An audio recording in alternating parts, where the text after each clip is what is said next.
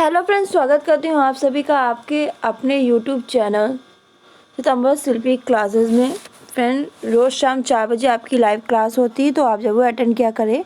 Class 7th की आपकी book चल रही है, जिसमें चैप्टर 3 कंप्लीट कराऊंगी। चलिए शुरू करती हैं आज की क्लास। आज की क्लास में जो हम लोग पढ़ेंगे वो पोषक तत्व पोषण ये चैप्टर है।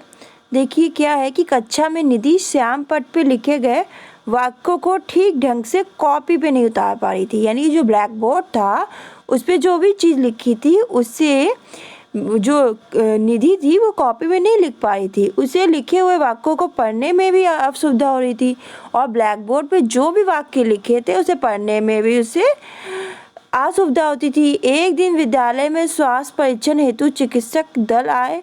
सभी बच्चों के साथ निधि का भी स्वास्थ्य परीक्षण किया गया। चिकित्सक ने बताया कि निधि की आंखों की रोशनी कम हो रही है, तभी वो ब्लैक बोर्ड पर लिखी चीज को भी नहीं उतार पाती है और पढ़ने में उससे असुविधा होती है, क्योंकि उसके शरीर में विटामिन ए की कमी हो रही है। विटामिन की कमी से कौन सा आंखों का रोग हो जाता है। निधि के माता पिता से बातचीत करने से पता चला कि निधि ढंग से भोजन ही नहीं करती। ढंग से जब आप भोजन नहीं करोगे तो आपके पोषक तत्व आपको नहीं मिलेंगे। वह विद्यालय आने से पूर्व दूध या नाश्ता नहीं लेती। अध्यापक ने उसके माता पिता को बताया कि डॉक्टर ने निधि को ऐसे भोज्य पदार्थ को दिए जाने को कहा है जिसमें विटामिन ए पर्याप्त मात्रा में हो, जिसमें गाजर, पपीता, गोभी, टमाटर। इन पदार्थों का सेवन करने से जो निधि की आंखों की समस्या है वो दूर हो जाएगी। शरीर में पोषक तत्वों की कमी हो जाने से शरीर रोगग्रस्त हो जाता है। जब शरीर में पोषक तत्व की कमी हो जाती है तो शरीर कैसा हो जाएगा? रोगी हो जाएगा। हमें प्रतिदिन आहार में ऐसे भोज्य पदार्थ लेना चाहिए जो उम्र और शरीर की आवश्यकता अनुसार पोषक तत्वों की पूर्ति कर सके। देखिए, शरीर की वृद्धि और विकास, शरीर को ऊष्मा प्रदान करना, विभिन्न रोगों से बचाना, शरीर को ऊर्जा प्रदान करना। निधि ने घर आके दीदी से पूछा कि पोषक तत्व क्या होते हैं। दीदी ने बताया कि हम जो भोजन करते हैं उसमें कई प्रकार के तत्व पाए जाते हैं। हम जो भी भोजन करते हैं उसमें कई प्रकार के क्या पाए जाते हैं? तत्व पाए जाते हैं जो हमारे शरीर को स्वस्थ रखते हैं, निरोग रखते हैं। वो सब क्या है? पोषक तत्व हैं। भोजन में कार्बोहाइड्रेट, प्रोटीन, वसा, विटामिन, खनिज लवण, जल आदि पोषक तत्वों का होना बहुत ही जरूरी है।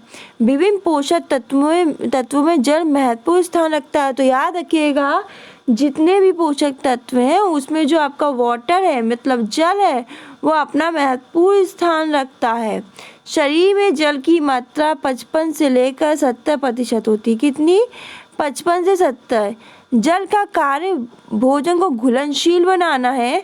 जल का कार्य क्या है? जो भोजन है उसको जल्दी घुलने वाला बनाना, घुलनशील बनाना है। शरीर के जो अनावश्यक पदार्थ को पसीने और मूत्र के द्वारा बाहर निकालना है। जल विभिन्न पोषक तत्वों को शरीर के विभिन्न अंगों तक पहुंचने का कार्य करता है। शरीर में उपस्थित जल त्वचा को नम, मुलायम, कांतिवान बनाते हैं। हमें प्रतिदिन 8 से 10 ग्लास पानी अवश्य पीना चाहिए। विभिन्न पोषक तत्वों की प्राप्ति के प्रमुख स्रोत और कार्य और कमी से होने वाले रोग देख लेते हैं। देखिए पोषक तत्व प्रोटीन है। यह हमें अंडा से, मछली से, सोयाबीन से, राजमा से और दाल से मिलता है। कार्य क्या है? शरीर और मांसपेशियों का निर्माण, कार्बोहाइड्रेट के अभाव में ऊर्जा प्रदान करना। शरीर और इसकी कमी से हानियाँ क्या होती कि शरीर और मांसपेशियाँ कमजोर होना, रोग प्रतिरोधक क्षमता की कमी। कार्बोहाइड्रेट पोषक तत्व है। स्रोत अनाज, आलू, शकरकंद, पपीता है। ऊर्जा प्रदान करता है, शरीर में वृद्धि विकास करता है, रोग प्रतिरोधक क्षमता का विकास करता है। शरीर के तापमान, ऊष्मा में कमी होना, शरीर कमजोर होना, त्वचा में झुर्रियाँ पड़ना इसकी हानियाँ हैं। वसा, तो वसा आपका अंडा में, मछली में, मांस में, मूंगफली में, मक्खन में, सभी प्रकार के तेल में पाया जाता है। शरीर का तापमान नियंत्रित करना, त्वचा को चिकना, शरीर को सुडौल बनाना, त्वचा में झुर्रियाँ पड़ना, शरीर के कोमल अंगों की क्या करना? रक्षा करना। इसकी कमी से रोग, त्वचा की चमक कम होना, खुश्की हो जाना, आंतरिक अंगों में चिकनाहट की कमी के कारण क्रियाशीलता में कमी, शारीरिक वृद्धि रुक जाती है। विटामिन ए तो स्रोत अंडा, मछली, गाजर, आम, टमाटर, हरी सब्जी, दूध है, ये सब है। आंखों की रोशनी बढ़ना, रोग प्रतिरोधक क्षमता बढ़ना, त्वचा का स्वस्थ बनाना, पाचन में सहायक होना। कमी से रोग, आंखों में रतौंधी रोग का होना, रोग प्रतिरोधक क्षमता कम होना, त्वचा शुष्क होना। विटामिन की कमी से कौन कौन से रोग, मतलब विटामिन बी कौन सी उसमें पाया जाता है, तो छिक्केदार अनाज, दाल, खमीर, सोयाबीन, मूंगफली, हरी सब्जियां, मांस, मछली, अंडा। पाचन क्रिया ठीक रखना, रोग प्रतिरोधक क्षमता बनाए रखना, शरीर में वृद्धि विकास में सहायक, त्वचा व नेत्रों को स्वस्थ रखना। बेरी बेरी होना, शरीर में सूजन होना, सांस लेने में कठिनाई, पाचन क्रिया ठीक ना होना। फिर है विटामिन सी, तो ये खट्टे फल, संतरा, नींबू, आंवला, नारंगी, टमाटर, हरी मिर्च में पाया जाता है। कार्य क्या है? दांत मसूड़े को मजबूत रखना, घाव शीघ्र भरने में सहायक करना, रक्त वाहिनियों को मजबूत बनाना है।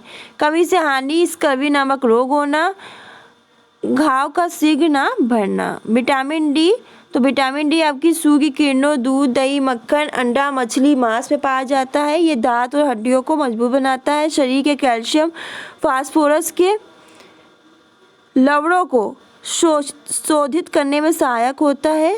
शरीर की हड्डियों को ये क्या कहता है, विकृत हो जाता है। क्या होती है, इसी कमी से शरीर की जो हड्डियां होती हैं वो विकृत हो जाती हैं, भूख नहीं लगती है। विटामिन ई, ये इसके स्रोत अंकुरित अनाज हैं, फल है, सब्जी, घी, तेल, दूध, अंडा, मांस, मछली है।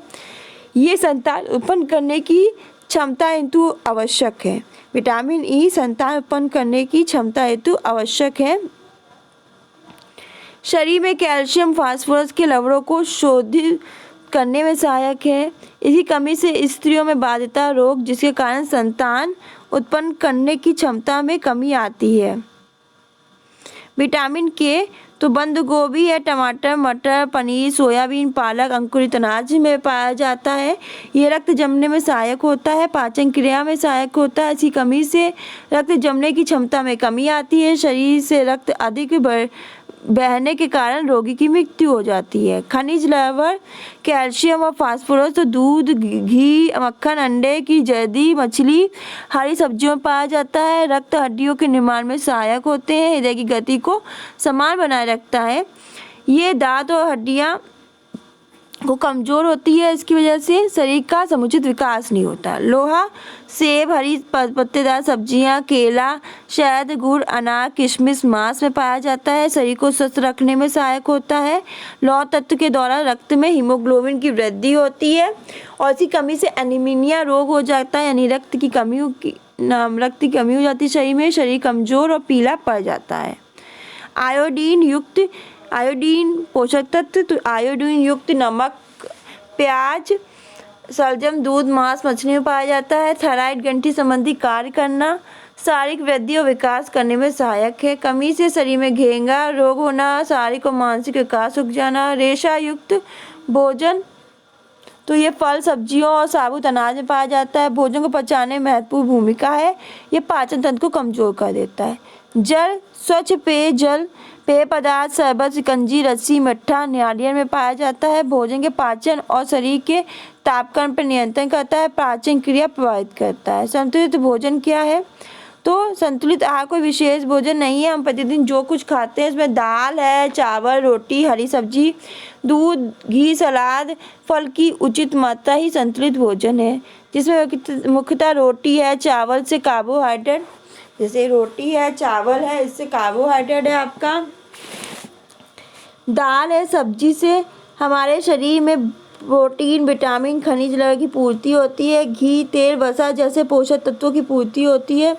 शरीर की आवश्यकताओं के आधार पर भोजन में पाए जाने वाले पोषक तत्वों को हम 3 भागों में बांट सकते हैं। पहला है आपका शारीरिक वृद्धि करने वाले, जिसमें आपका प्रोटीन आता है। शरीर को ऊर्जा प्रदान करने वाले कार्बोहाइड्रेट, शरीर को विभिन्न रोगों से रक्षा करने वाले विटामिन और खनिज लवण हैं। तो आपको शरीर की वृद्धि करने वाले में इसमें आपका दाल, सोयाबीन, दूध, अंडा, मांस, मछली। शरीर को ऊर्जा प्रदान करने में चीनी, गुड़, चावल, गेहूँ, और वसा में घी और तेल है।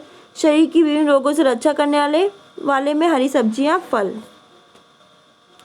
संतुलित आहार वह आहार है जिसमें सभी पोषक तत्व जैसे प्रोटीन, कार्बोहाइड्रेट, वसा, विटामिन, खनिज लवण, जल आदि एक निश्चित मात्रा में पाए जाते हैं। प्रोटीन युक्त भोज्य पदार्थ। निधि ने अपने बहन से पूछा कि क्या संतुलित भोजन की मात्रा में सभी व्यक्तियों के लिए एक ही सा होना चाहिए, तो दीदी ने बताया नहीं, यह आवश्यक नहीं कि भोजन एक व्यक्ति के लिए संतुलित हो तो वह दूसरे के लिए भी संतुलित हो। बढ़ती उम्र के बच्चों को पौधों की अपेक्षा अधिक प्रोटीन की आवश्यकता, कार्बोहाइड्रेट, वसा युक्त भोजन लेना चाहिए। बच्चों की शारीरिक वृद्धि होने के कारण उन्हें अधिक प्रोटीन की आवश्यकता होती है। उन्हें आहार में दाल की अधिक मात्रा लेना बहुत आवश्यक है। यानी एक संतुलित भोजन दूसरे के लिए भी संतुलित भोजन ऐसा नहीं है, शरीर की आवश्यकता के अनुसार हमें अपना संतुलित भोजन लेना चाहिए। कार्बोहाइड्रेट युक्त भोज्य पदार्थ हैं ये। निधि ने पुनः पूछा, दीदी व्यक्ति के कार्य करने के आधार पर भोजन की मात्रा क्या होनी चाहिए? क्या अधिक कार्य या कम कार्य करने वाले व्यक्तियों को बराबर मात्रा में संतुलित भोजन लेना ठीक होता है? तो दीदी ने कहा नहीं, खिलाड़ी और अधिक शारीरिक श्रम करने वाले व्यक्ति को अधिक भोजन की आवश्यकता होती है, क्योंकि खेल रहे हैं या अधिक श्रम कर रहे हैं तो उनकी एनर्जी जा रही है, तो उन्हें अधिक भोजन की आवश्यकता होती है। शारीरिक श्रम करने पर उनके शरीर से अधिक ऊर्जा की व्यय होती है, जिसकी पूर्ति हेतु शरीर में कार्बोहाइड्रेट और वसा युक्त भोज्य पदार्थ की अधिक मात्रा लेना बहुत जरूरी होती है।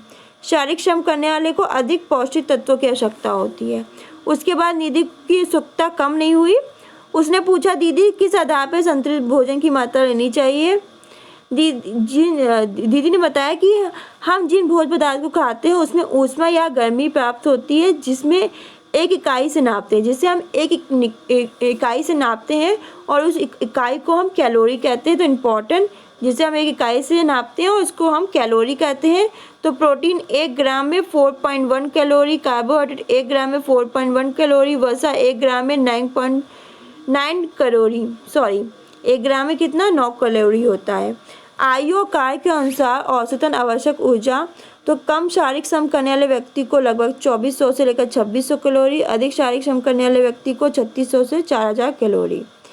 कुछ विशेष परिस्थितियों में जैसे गर्भवती महिला, स्तनपान करने वाली महिलाओं को संतुलित भोजन में दूध, दाल, फल, हरी सब्जियां अधिक मात्रा में लेनी चाहिए। गर्भवती महिला को आयरन, कैल्शियम युक्त भोज्य पदार्थ के अंतर्गत हरे पत्तेदार सब्जी, चुकंदर, गाजर, दूध, दही, पनीर, सलाद लेना चाहिए। वसा युक्त भोज्य पदार्थ, ये आवश्यक नहीं है कि अधिक महंगे फल, मेवा, काजू, बादाम, सेब आदि पौष्टिकता से भरपूर हो। स्थानीय सस्ते और मौसमी फल जैसे अमरूद, केला, बेर, मूंगफली भी उतने ही अधिक पौष्टिक और लाभदायक होते हैं। मौसमी और स्थानीय खाने पीने की सस्ती और ताज़ी वस्तुएं आसानी से उपलब्ध हो जाती हैं। सरलता से मिलने के कारण हम उनका अधिक सेवन कर सकते हैं। हमें यह जानना है कि किन किन भोज्य पदार्थों में कौन कौन से पोषक तत्व पाए जाते हैं। मौसम के अनुसार मौसमी पदार्थों को सम्मिलित कर भोजन को पौष्टिक और संतुलित बना सकते हैं। हम लोग देख सकते हैं, देखिए महंगे भोज्य पदार्थ, भोजन में पाए जाने वाले तत्व। सस्ते भोज्य पदार्थ, घी, दूध, अंडा, मांस, मछली, ये महंगे हैं। चीनी, सूखे मेवे, मिठाई, दूध, दही, अंडा, मांस, मछली, मट्ठा, ये मेवे, दूध, दही, हरी सब्जी, फल, दूध, दही, क्रीम, मक्खन, मांस, मछली। तो दूध, दही, अंडा, मांस, मछली से देखिए वसा, चीनी, सूखी मेवे, मिठाई, इससे कार्बोहाइड्रेट, दूध, दही, अंडा, मांस, मछली, मट्ठा, प्रोटीन, मेवे, दूध, हरी सब्जी, फल, खनिज लवण, दूध, दही, क्रीम, मक्खन, मांस, मछली, विटामिन। वनस्पति तेल, घी, आलू, जौ, बाजरा, गुड़, दालें, चावल, हरी पत्तेदार सब्जी, मूंगफली, सोयाबीन, दालें, तरबूज, खरबूज, मूली, गाजर, ककड़ी, हरी सब्जी, अंकुरित अनाज, हरी सब्जी, अमरूद, आंवला, गाजर, मूली, टमाटर, पपीता, ये सब ये महंगे भोज्य पदार्थ, ये सस्ते भोज्य पदार्थ और ये भोजन में पाए जाने वाले तत्व हैं। अब आप लोग नीचे कमेंट बॉक्स में आंसर देंगे। 1 ग्राम कार्बोहाइड्रेट में कितने कैलोरी ऊष्मा प्राप्त होती है, इसका आंसर नीचे कमेंट बॉक्स में दीजिएगा। 3 कैलोरी, 8 कैलोरी, 4.1 कैलोरी, 9 कैलोरी। शरीर को ऊर्जा प्रदान करने वाले पोषक तत्व कौन से हैं? कार्बोहाइड्रेट, विटामिन, प्रोटीन, खनिज लवण। इसका आंसर नीचे दीजिएगा। विटामिन बी कमी से कौन सा रोग होता है? घी और तेल में कौन से पोषक तत्व पाए जाते हैं? तो इसके आंसर कमेंट बॉक्स में दीजिएगा। आज के लिए बस इतना ही। चैनल को सब्सक्राइब नहीं किया तो सब्सक्राइब कर ले, जिससे आपको मेरी लाइव क्लास की नोटिफिकेशन मिल जाएगी। धन्यवाद।